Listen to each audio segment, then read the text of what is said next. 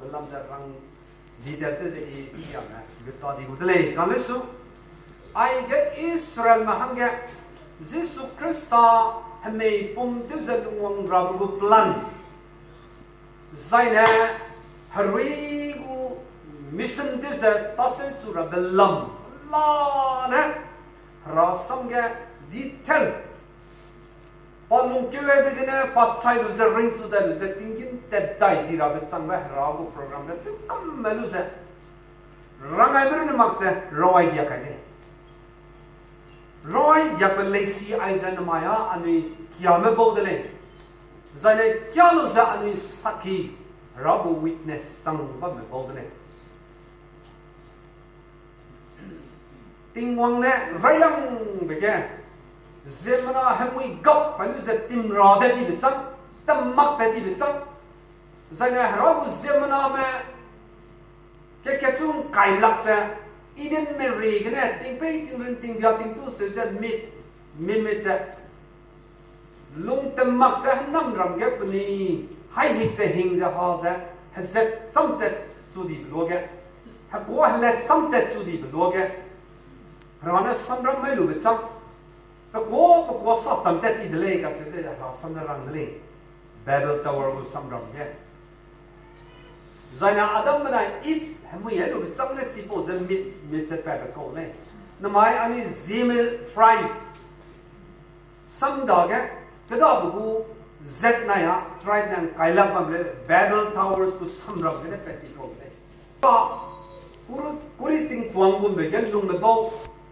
ai le za sipo ra bu sam rab me ani lung peti ko le ani mira me kede ta kan atsuga ai po kede gan lung su ga mak za bilung mak sang nei Zaina pakam gan lung nuza ting kai ha body ba dui ha body ba kade lung boza ani kade gan lim wang gan diak ri ting kai ha ke ri man ne na kalak ri ko ri ne nan rod yam de bang wa na asulung suai ma kaza nang ri ya kade pere lung ba te mi sang rai ma ang sab na ni lung kan si lu la le ani ne ta kai da ga sing bang go ba kade Pikirnya ting kai hati habadi berkata itu ngonsi kata dah lale. Ane kata pergi hazat samda, mikwas samda. Selalu besang lunghang rahai hakim terus lunghang kau tiga Israel mazat setting wang me kelang lagi Israel. Israel me Juda me hanggen kau nezat. Ayah Bethlehem Ephrata Israel megu kedai roge Israel megu keluar roge Israel megu namdi roge Tapi kedai di sana Bethlehem Ephrata za nam siau nam poina Israel megu raine tu santu makbe maning sakai makbe hingeu tu makbe ning sokai makbe ning rutke makbe Cái lăng bên ngô cầm nó bé Dùng ra bằng cái đây Bethlehem Ephrata lên Bởi vì history của nó rong mà nó bé Dùng cả nằm đó Ngô nà hà Nằm chiều mẹ Hòa lù bí cô mẹ Sức là Gọi đó là bà cô mẹ Mười cách đó là bà cô mẹ Thế ra Xong ra này làm thế nằm đi Bởi tức là Zeme của level cái Mình làm hàng nằm chiều đó Thế đó là Zeme của level cái Này làm xem thế nằm đi Nam chiều làm được cái, sao cái lắm, quá sao cái lắm, rồi là mình xong rồi, tu đó về mình để câu vậy chứ, chỉ không dẹp Bethlehem Ephrata rồi dẹp, Zeme nào cũng lung suy cái nó dẹp, bằng cái này, zoom ra bằng cái này, khai lên rồi, bên này cái lung bị thắt dây rồi, xong gì, tiếng vang nè, bên mình bị đâu bị bên nắm. Tình huống này, phải lùng xuyên rây vào ngay ra, thì xuôi đâu bị về, cái lúa trắng nó lên này, Bethlehem Ephrata ra. Zeme là hăng ga, mà hăng ga, bùi mặc về, có cái này hả rõ hăng ga, bên nhiều đi bên lùng bẹt cái đâu bị về, nằm. Zeme là hăng ga nằm chiều, cái này hả rõ hăng ga nằm đi, cái gì cũng có condition ga, rõ mình bị cái bằng gì cũng vậy. Đó thì cái Bethlehem Ephrata hăng ga, tình huống này ra ngay cô này. Ting wang du plan je ko le hey Bethlehem Ephrata nang Judah ma chang sang ma ro ke thousands of Judah hiểu ni Zeme na Judah ma chang ma ro ke nang ni ke a little among the thousands of Judah hiểu ni Judah ma chang ma ro ke ni nang ni ke na te tàu đi về dùng tàu đi về chang ma mi se du tiếng ngoan cái răng của này nang đó cái này Judah ma hang Israel ma hang cái Hebron ruler ri pe nang đó cái này pet kule răng đi câu này đó là cái gì răng ấy nó cái mình tại sao cái mình này Giêsu luang ra bực plan tiếng ngoan trái sinh cái Zeme na kun nghe bói ra Zeme na mít nên ngô ze Zeme na mui nên sa ze Zeme na krai đó cái bói đó ze này sevi hu de leze se hu de leze cái mình tu tiền đúng ngay ze cái mình này tiếng ngoan sample de le cái này ze ai bói bây giờ Gentile mà đó cái mặc này Giêsu ali Judah mà đó cái này ali Zet mà cái này nó có mà cái này rồi mày Zeme mà cái này cái đấy phải lấy nên liệp ra riêng cái đó phải uống một sợi Zeme nó bỏ cái này ra nó bỏ cái này tiếng ngoan nó Zeme nó đang làm phơi bây giờ phơi su đấy phơi đó tiếng con đại sĩ cái này nó làm tiếng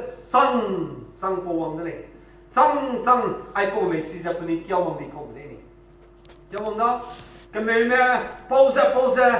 phơi lại xoay chỉ xuống mà cái nó xoay cặp đó Isaiah kéo bố xoay đó Jeremiah kéo bố xoay đó Moses kéo bố xoay đó Daniel kéo bố xoay cầm đó rồi xong bôi lu giờ hơi quý giờ nó thô mà xoay cầm đi đi Hosea kéo bố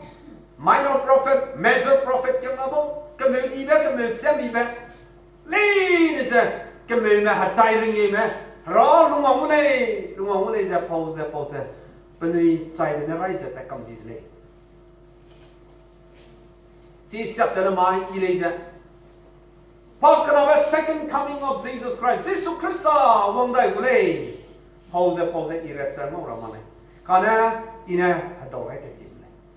rapture book calendar vòng mà bây giờ ina terai đi của này này cái ý chạy đi của này cái này ina boy đi bây giờ ra này cũng record cái đi của này Zeme nó lu mà mới sửa Mr. Arai nang ra sam ai po của sam bang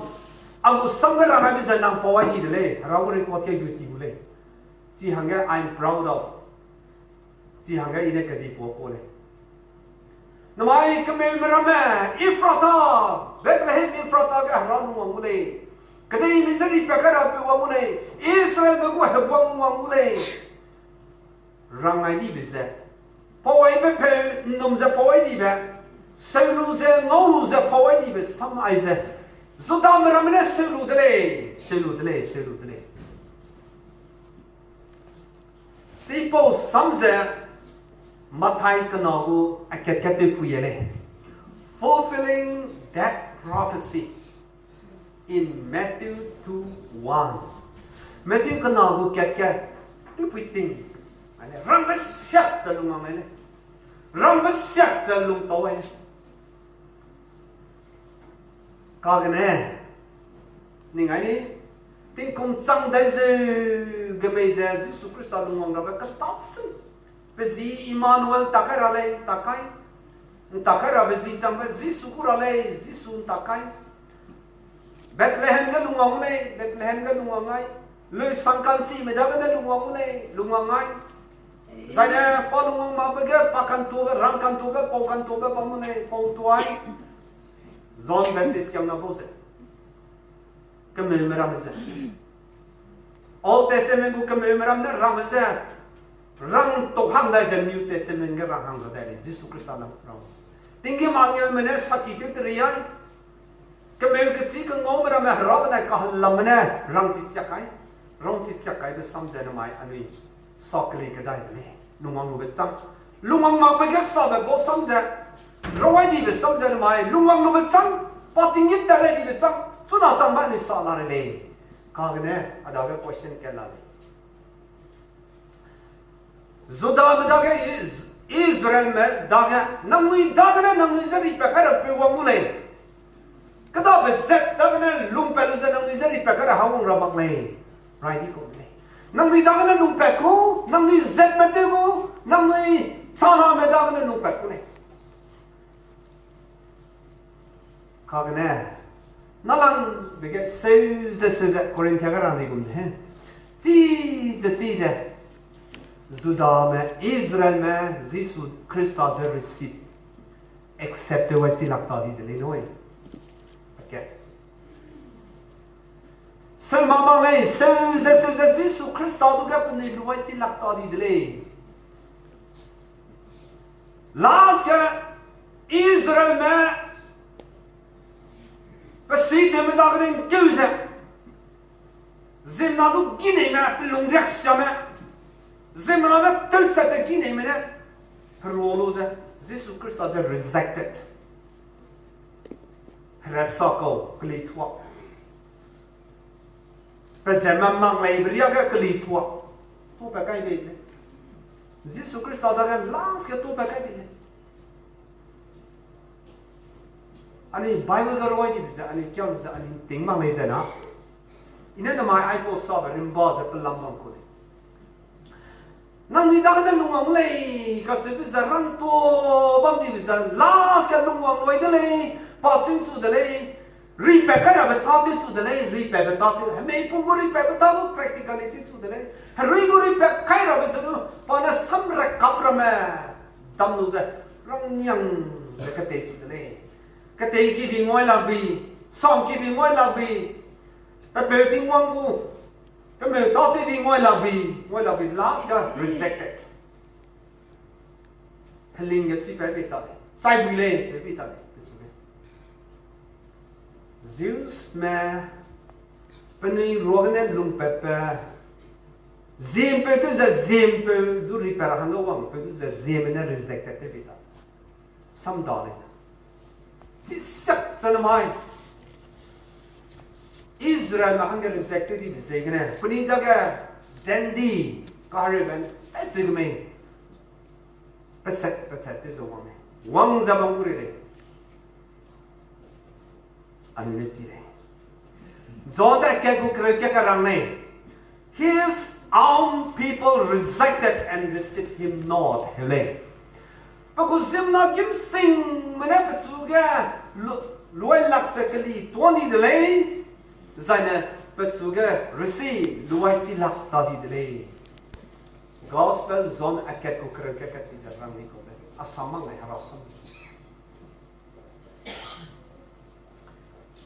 Cry Peter kanagu madaya hangday de sana. Whoever say I know him but does not do what is command is liar. Arang kada tingong na. So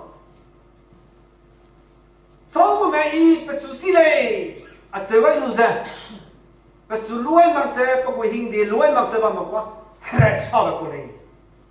răng cái này lên, hai con chú đó mà nằm ai, Giêsu có sự bất xí lệ, cái này có sắm nó mới mặc vậy, Giêsu có sự bất xí lệ, bắt quỳ hình đi nó mới mặc vậy, bắt quỳ hình đi thuê mặc vậy, xí mà rất cả rồi mà lên nói, chơi với bị tao lên nhà rồi xong, liar. And the truth is not in that person. Kasan coupling with the sipo Zeme na daga God.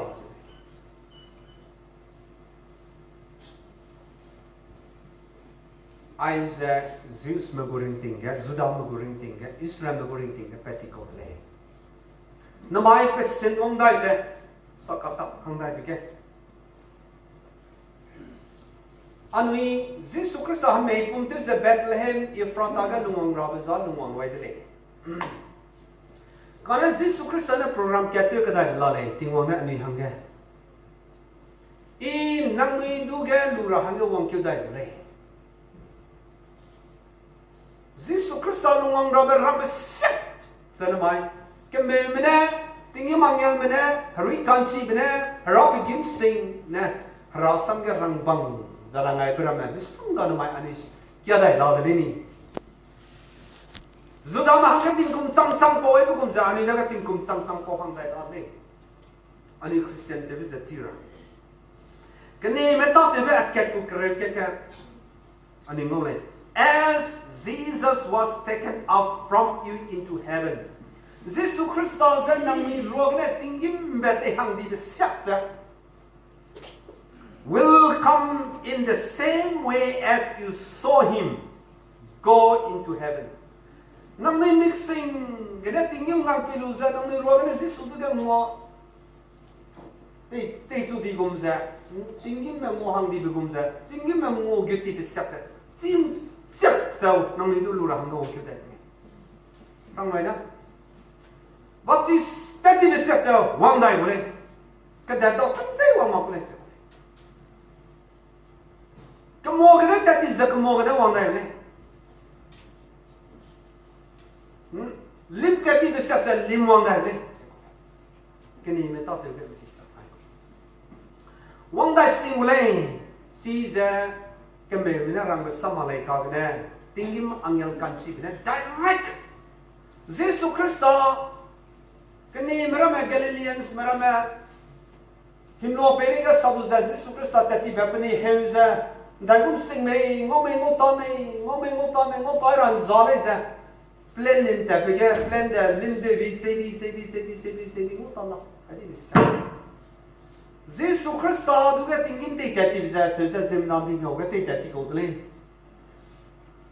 siga zemna mina hangne zeba misima bai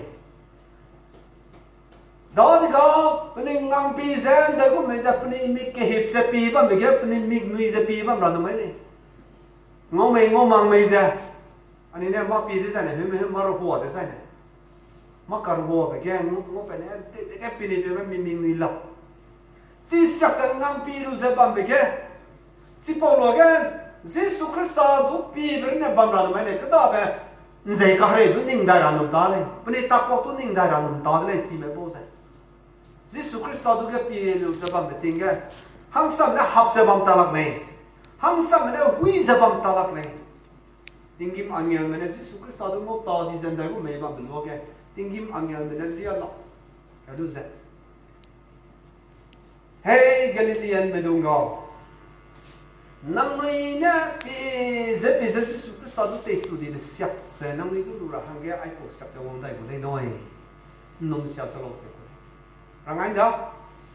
si po sang nên là sang po su đại đó, New Testament gu preaching tu za hang đại đó. John krem đại gu cái chung cái, I will come again and will take you to myself. Gu message cái này rang cái đại này. I nang ni đó có hang đại gu le, za nên nang ni za ada cái ngoài hang cái gì. This is an epic gospel. Gospel zone kremedai ko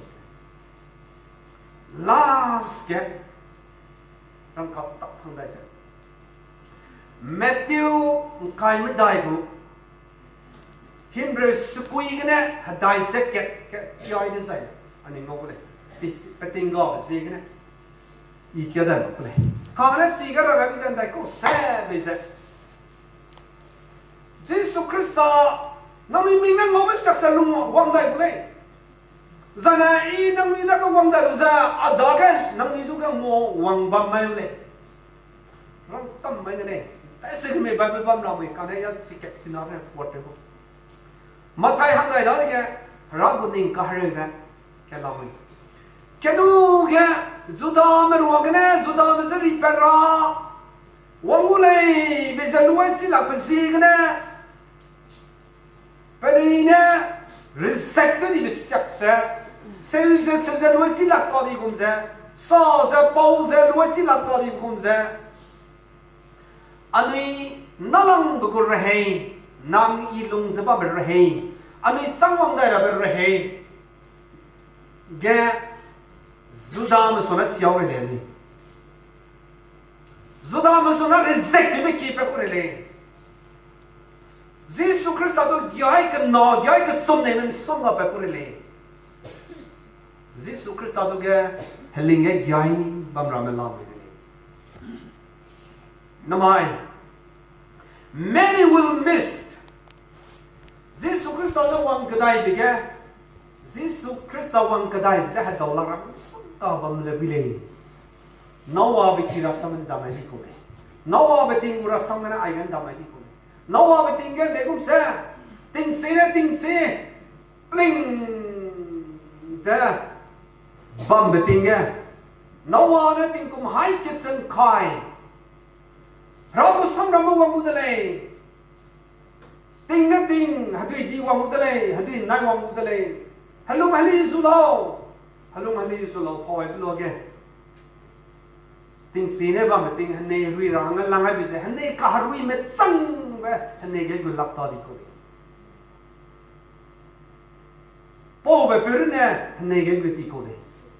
hane harui za hane siam za ba me dung za so no wa be ki dung ne rong kya ba me do ni hang ga sui ko te le do rong kya ni hang le ke ning pa lap ta ko ne hane lu me gu ras na no ha ne hane harui be mi pi du za pa ni hung ni ko ne Penigu hane harui pakan nabe harui robsana no ane penigu hazra pe bize si po za telu sang za enjoy tu rabe ke penin money kai kam di ko no abe tinga peti bisak sa padai le noi rangai dai zu ga ra ni du hung no nang hadau mak ti ra Rana nang sulu rahang ko wang kedai mai nang ro ke do ra wang mai nang ring za bang zai nang ki ke do ra wang mai zai nang ne ring za bang me pom du za do ra wang be mai zai chai za bang me zai chai za bang di be pom du do ra wang be mai tu zai ne ra sam se zuda men ne rejected di gum za nang rejected ro ke tri ma me di zai na mai ani ra ki te pa de za pe ki ba Christmas ra sam sa ba se ti gi ga ni zai na sam sa kare dai se me ba me de gi ga ni ani pele de si kare ke ba de gi ga ni pe pe si kare ke ba de gi ga ni pero ndo kam di le na mai ani ra sam se ma ba ko ga ne ani ke de ga ra sam se kam da sa be plus na sa ti ko nya da so be person ne kya si ko nya da pastor de ke me di sana expert ko nya da mai pastor pe he sa le nei ra go po tun na hang bi le po tun ne ke bi le po sam pronunciation na pe bi le yu bi le na bi le pa ka zai mang le sam ti re le sam nu re le sa wang tang mang le judgment de do ko nya lawyer ko nya da ani ne ram to se rin ma pa ka ne ani long sing gane Jesus Christ alung da dige pe suluai na pe ko ga di ze pe zem ma mene pe suluai di be gum ze so ne ji ze na mai ra lu tu za ting tu ka ko lu be ne ting yuk ta ka da dik kai bi ze lo ka ne num ping bi ze ani pe so ting kom dai ze me ko lu ma ra do do to la ba la de cham se ni lu ngan ning ka her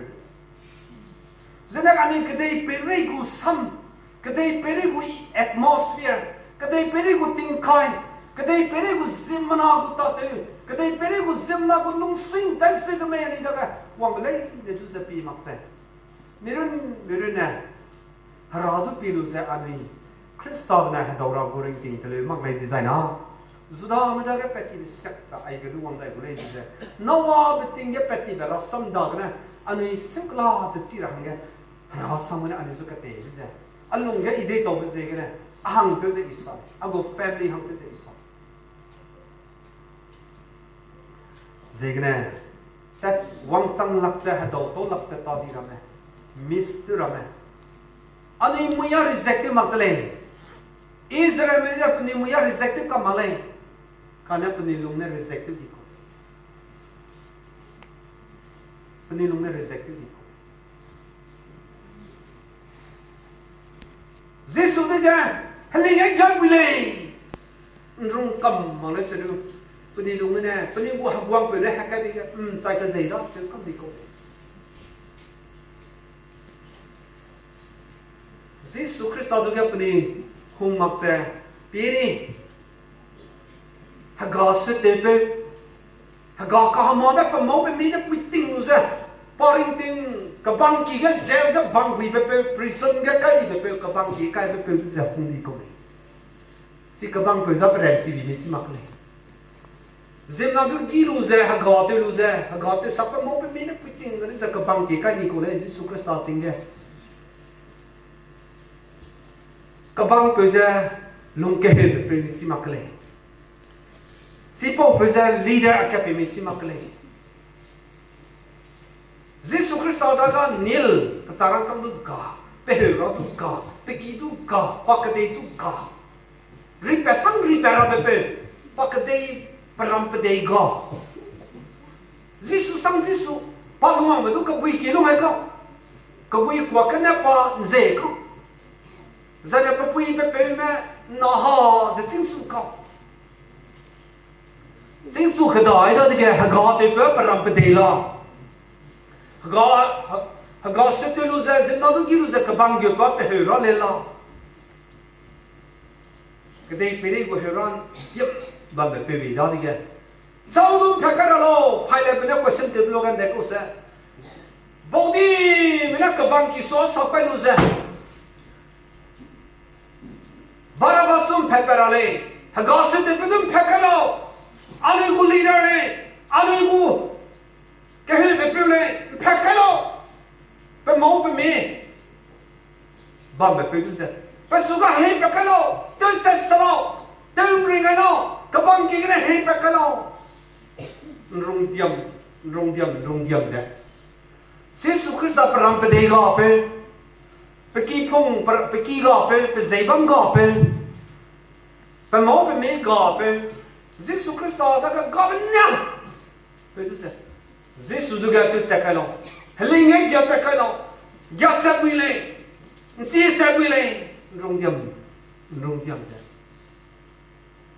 Là, ce que Jesus t'a dit, ça vient pendant la guerre. Après go.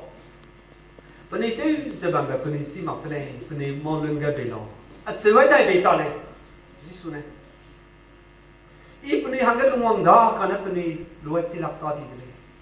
Ipni hangga tai betul rawang le kami supni luai silap ta de